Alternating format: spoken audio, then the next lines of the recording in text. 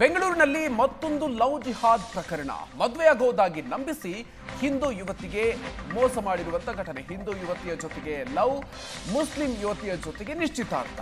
ಕರೆ ಮಾಡಿದ್ರೆ ಕೊಲೆ ಮಾಡೋದಾಗಿ ಮುಸ್ಲಿಂ ಯುವಕ ಬೆದರಿಕೆಯನ್ನು ಹಾಕಿದ್ದಾನೆ.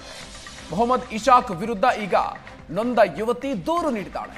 HSR ಲೇಔಟ್ ಪೊಲೀಸ್ ಠಾಣೆಯಲ್ಲಿ ಮೊಹಮ್ಮದ್ ವಿರುದ್ಧ ಈಗ FIR ದಾಖಲಾಗಿದೆ. ಮದುವೆಯಾಗೋದಾಗಿ ನಂಬಿಸಿ ಮೋಸ ಮಾಡಿರುವಂತಹ ಪ್ರಕರಣ. ಹಿಂದೂ ಯುವತಿಯ ಜೊತೆಗೆ ಲವ್, ಮುಸ್ಲಿಂ ಯುವತಿ ಜೊತೆಗೆ ನಿಶ್ಚಿತಾರ್ಥ, ಜೊತೆಗೆ ಕೊಲೆ ಬೆದರಿಕೆಯನ್ನು ಕೂಡ ಹಾಕಿರೋದು. ಕರೆ ಮಾಡಿದ್ರೆ ಕೊಲೆ ಮಾಡ್ತೀನಿ ಅಂತ ಹೇಳಿ ಬೆದರಿಕೆಯನ್ನು ಹಾಕಿದ್ದಾರೆ ಅಂತ ಹೇಳಿ ಈಗ ಮೊಹಮ್ಮದ್ ಇಶಾಕ್ ವಿರುದ್ಧ ನೊಂದ ಯುವತಿ ದೂರನ್ನು ಕೊಟ್ಟಿದ್ದಾರೆ. ಹಿಂದೂ ಯುವತಿಗೆ ಇನ್ಸ್ಟಾಗ್ರಾಮ್ ಮೂಲಕ ಮೊಹಮ್ಮದ್ ಗಾಳ ಹಾಕಿದ್ದ. 2024ರ ಅಕ್ಟೋಬರ್ 30ರಂದು ಥಣಿಸಂದ್ರದ ಮಾಲ್ನಲ್ಲಿ ಯುವತಿಯನ್ನ ಭೇಟಿಯಾಗ್ತಾನೆ. ಮನೆಯವರನ್ನ ಒಪ್ಪಿಸಿ ಮದುವೆ ಆಗೋದಾಗಿ ಯುವತಿಗೆ ಮಾತು ಕೊಟ್ಟಿರ್ತಾನೆ. ಮದುವೆ ಆಗ್ತೀನಿ ಅಂತ ನಂಬಿಸಿ ಪದೇ ಪದೇ ಯುವತಿಯ ಜೊತೆಗೆ ಲೈಂಗಿಕವಾಗಿ ತೊಡಗಿಸಿಕೊಳ್ತಾನೆ. 2025ರ ಸೆಪ್ಟೆಂಬರ್ 14ರಂದು ಮುಸ್ಲಿಂ ಯುವತಿಯ ಜೊತೆಗೆ ಎಂಗೇಜ್ಮೆಂಟ್ ಆಗಿದೆ. ಎಂಗೇಜ್ಮೆಂಟ್ ವಿಚಾರ ತಿಳಿದು ಪ್ರಶ್ನೆ ಮಾಡಿದಂತ ಹಿಂದೂ ಯುವತಿ ಆ ಸಂದರ್ಭದಲ್ಲಿ ನಿನ್ನ ದಾರಿಯನ್ನ ನೀನು ನೋಡ್ಕೋ ಅಂತ ಹೇಳಿದಂತೆ ಮೊಹಮ್ಮದ್. ಕರೆ ಮಾಡಿದ್ರೆ ಕೊಲೆ ಮಾಡ್ತೀನಿ ಅಂತ ಬೆದರಿಕೆಯನ್ನು ಕೂಡ ಹಾಕಿದ್ದಾನೆ. ಹೀಗಾಗಿ HSR ಲೇಔಟ್ ಠಾಣೆಗೆ ದೂರನ್ನ ಯುವತಿ ಕೊಟ್ಟಿರೋದು. ನಾನೇ ಹೇಳಿದ್ದೀನಿ ಗೊತ್ತಿಲ್ಲ, ಮೊದಲು ಗೊತ್ತಿರಲಿಲ್ಲ. ಯಾವಾಗ ನಾನು ಸೂಸೈಡ್ ಅಟೆಂಪ್ಟ್ ಮಾಡಿದ್ದೀನಿ ಆವಾಗ ನಾನು ಹೇಳಿದ್ದೀನಿ. ಅವ್ರ ಫ್ಯಾಮಿಲಿಯವರೇ ಫೋನ್ ಮಾಡಿ ನಿಮ್ಗೆ ಏನಾರ ಹೇಳಿದ್ದಾರೆ ಸೂಸೈಡ್ ಅಟೆಂಪ್ಟ್ ಆದಮೇಲೆ? ಅವ್ರು ಕಾಲ್ ಮಾಡಿದ್ರು, ಅವ್ರ ಅಕ್ಕ ಅವ್ರ ಭಾವ ಕಾಲ್ ಮಾಡಿದ್ರು, ಹೇಳಿದ್ರು ಈ ಥರ ಏನಕ್ಕೆ ಸೂಸೈಡ್ ಮಾಡ್ಕೊಳ್ಳೋದು, ಸೂಸೈಡ್ ಕೇಸ್ ಎಲ್ಲ ಹೋಗ್ಬೇಡ, ನಮ್ಮ ಮೇಲೆ ಬರುತ್ತೆ, ಏನಾದರೂ ಇದ್ದರೆ ಮಾತಾಡೋಣ ಬನ್ನಿ ಅಂತ ಹೋಗಿ ಈ ಥರ ಹೇಳಿದ್ರು. ನೋಡಮ್ಮ ಅವನ ಹತ್ರ ಮಾತಾಡು, ಏನು ಡಿಸಿಷನ್ ಅಂತ ತಗೋ ಅಂತ ಹೇಳಿದ್ರು ಅಷ್ಟೇ. ಅವರು ಹೆಚ್ಚಿನ ಡೀಟೇಲ್ಸ್ ಕೊಡ್ತಾರೆ ನಮ್ಮ ಪ್ರತಿನಿಧಿ ಕಿರಣ್. ಇದೀಗ ನಮ್ಮ ಜೊತೆಗೆ ದೂರವಾಣಿ ಸಂಪರ್ಕದಲ್ಲಿದ್ದಾರೆ. ಕಿರಣ್, ಏನಿದು ಪ್ರಕರಣ? ಬೆಂಗಳೂರಿನ HSR ಲೇಔಟ್ ಪೊಲೀಸ್ ಠಾಣಾ ವ್ಯಾಪ್ತಿಯಲ್ಲಿ ಒಂದು ಪ್ರಕರಣ ದಾಖಲಾಗುತ್ತೆ.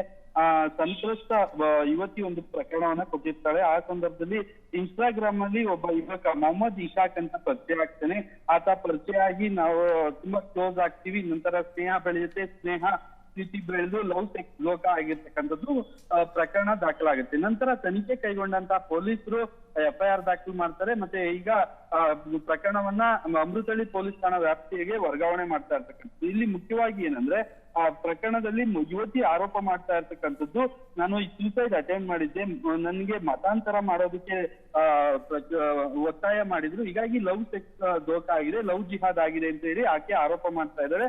ನನಗೆ ಮತಾಂತರ ಆಗುವಂತೆ ಸಹ ಅವರ ಫ್ಯಾಮಿಲಿ ಒತ್ತಾಯ ಮಾಡಿದ್ರು. ಒಮ್ಮೆ ನಾನು ಆತ್ಮಹತ್ಯೆಗೆ ಯತ್ನಿಸಿದ್ದೆ, ಬಳಿಕ ಅವರ ಫ್ಯಾಮಿಲಿ ನನ್ನನ್ನ ಕರೆಸ್ಕೊಂಡು ಮಾತಾಡ್ತಾರೆ.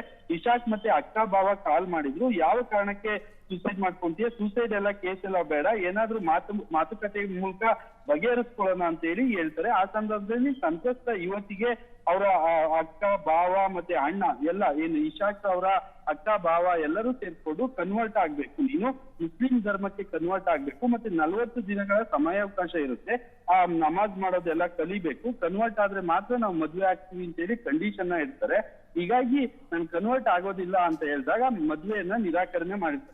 ಇದಕ್ಕೂ ಮೊದಲು ಆರೋಪಿ ಪರಿಚಯ ಆಗ್ತಾನೆ. ಪರಿಚಯ ಅದು ಲವ್ ಲೋಕ ರೂಮ್ಗೆ ಕರ್ಕೊಂಡೋಗಿ ಹೋಟೆಲ್ಗೆ ಕರ್ಕೊಂಡೋಗಿ ಲೈಂಗಿಕವಾಗಿ ಬಳಸ್ಕೊಂಡಿರ್ತಕ್ಕಂಥದ್ದು, ನಂತರ ಮದುವೆ ಆಗಲ್ಲ ಅಂತ ಹೇಳಿ ಆರೋಪ ಮಾಡ್ತಾ ಇರ್ತಕ್ಕಂಥದ್ದು. ಸದ್ಯ ಸಂತ್ರಸ್ತ ಯುವತಿ ದೂರಿನ ಮೇಲೆ FIR ಮಾಡಿಕೊಂಡು HSR ಲೇಔಟ್ ತನಿಖೆ ನಡೆಸ್ತಾ ಇದ್ರೆ, ಇನ್ಸಿಡೆಂಟ್ ಆಗಿರೋ ಹಿನ್ನೆಲೆಯಲ್ಲಿ ಅಮೃತಹಳ್ಳಿ ಲಿಮಿಟ್ಗೆ ಬರುತ್ತೆ. ಹೀಗಾಗಿ ಆ ಪ್ರಕರಣವನ್ನ ಅಮೃತಹಳ್ಳಿ ಠಾಣೆಗೆ ವರ್ಗಾವಣೆ ಮಾಡ್ತಾ ಇದ್ದಾರೆ.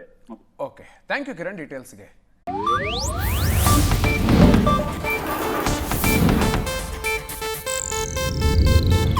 ಇದು ಏಷ್ಯಾನೆಟ್ ನ್ಯೂಸ್ ನೆಟ್ವರ್ಕ್ ಪ್ರಸ್ತುತಿ.